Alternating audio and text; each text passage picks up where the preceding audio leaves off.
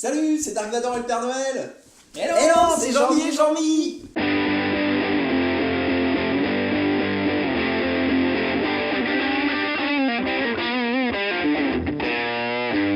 Aujourd'hui, on va vous parler d'un article écrit par une équipe d'Harvard qui s'intitule Mating in the closest living relatives of animal is induced by a bacterial chondroitinase. Plus simplement, il s'agit d'une bactérie qui permet à deux organismes vivants de s'accoupler par la production d'une substance aphrodisiaque. Depuis quelques années, les auteurs de cette équipe s'intéressent à des choanoflagellés du type Salpingoica rosetta. On l'appellera Rosetta pour cette vidéo. C'est quoi un choanoflagellé?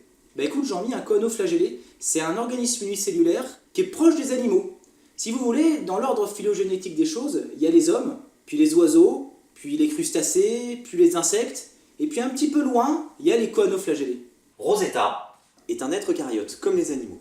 Les animaux, pour se multiplier, se reproduisent, contrairement aux prokaryotes, comme les bactéries, qui elles se divisent. Jusque-là, on pensait que Rosetta faisait comme les bactéries, c'est-à-dire qu'elle se divisait. Or, elle se reproduit. Chez les eucaryotes, la reproduction nécessite ce qu'on appelle la méiose. Vous vous souvenez? La méiose, c'est cette étape qui fait que d'une cellule maman, diploïde, c'est-à-dire qu'elle a deux chromosomes, eh bien on fabrique des gamètes, comme les spermatozoïdes ou les ovules. Et ces gamètes, elles n'ont qu'un seul chromosome, elles sont haploïdes. Bon, c'est pas tout à fait vrai. Les auteurs avaient déjà montré que Rosetta était capable de se reproduire, mais seulement en conditions de privation, de famine. Là, ils ont découvert que grâce à une bactérie marine appelée Vibrio fischeri, qui était déjà connue pour allumer les calamars, Rosetta se reproduisait davantage et beaucoup plus rapidement. Mais alors, comment est-ce qu'ils ont procédé, Jean-Mi? Jean-Mi? Dans leur étude, les auteurs ont montré que lorsque l'on mettait Vibrio fischeri en contact avec plusieurs Rosetta, les Rosetta se mettaient à faire du swarming, c'est-à-dire qu'elles se déplacent les unes vers les autres et elles s'agrègent. Or, le swarming est déjà connu dans d'autres espèces pour favoriser la reproduction. Parce que s'agréger c'est bien, mais s'accoupler c'est mieux. En présence de Vibrio fischeri, les deux Rosetta s'accouplent, c'est-à-dire qu'elles ont une reproduction sexuée, elles font une méiose. Regardez, les Rosetta sont des cellules haploïdes, c'est-à-dire qu'elles ne possèdent qu'un seul exemplaire de leur chromosome.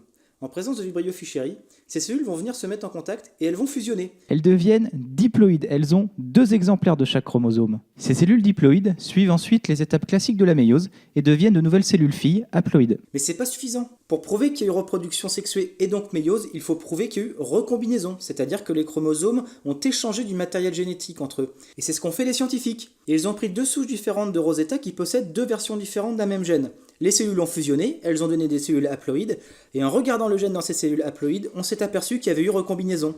Recombinaison égale méiose égale reproduction sexuée. Et dis donc Jean-Mi, en tant que biochimiste, tu pourrais peut-être nous expliquer pourquoi Vibrio est le Viagra de Rosetta? Mais Vibrio, c'est pas le Viagra de Rosetta, c'est que Vibrio produit une substance aphrodisiaque. Ah. Les chercheurs ont déjà commencé par tester des molécules connues sécrétées par Vibrio qui agissent sur d'autres espèces. Ils sont donc partis en quête de cette molécule. Protéines, glucides, lipides. Pour isoler une molécule, il y a plusieurs techniques. Par exemple, utiliser des protéases. Les protéases sont des enzymes qui dégradent les protéines. Les chercheurs l'ont fait et ils ont pu constater qu'en mettant une protéase en présence de Vibrio et de Rosetta, les Rosetta faisaient moins de swarming. La molécule produite par Vibrio était donc dégradée. Il s'agissait d'une protéine.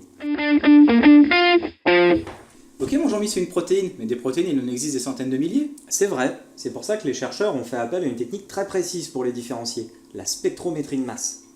La spectrométrie de masse est une technique physique d'analyse permettant de détecter, d'identifier et de séparer des molécules d'intérêt par mesure de leur masse et de caractériser leur structure chimique.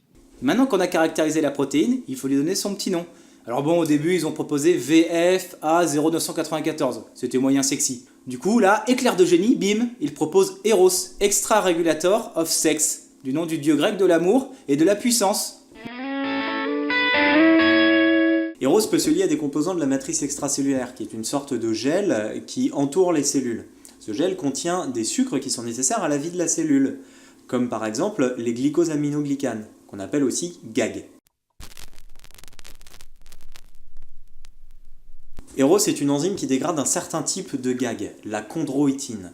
Et c'est parce qu'Eros est capable de dégrader la chondroïtine de Rosetta que les Rosetta peuvent s'agréger et s'accoupler en présence de Vibrio fischeri.